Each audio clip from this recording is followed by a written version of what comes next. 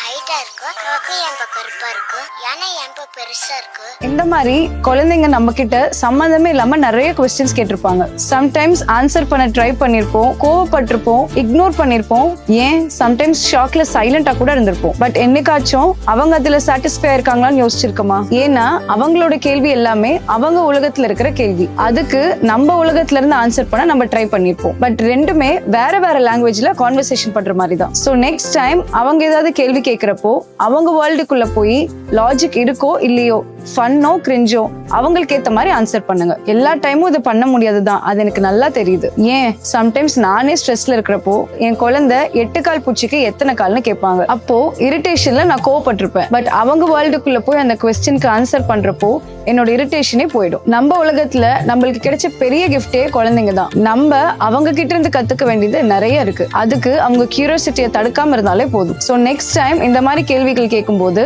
அந்த கேள்விக்கு அவங்க புரிஞ்சுக்கிற மாதிரி பதில் சொல்ல ட்ரை பண்ணுங்க.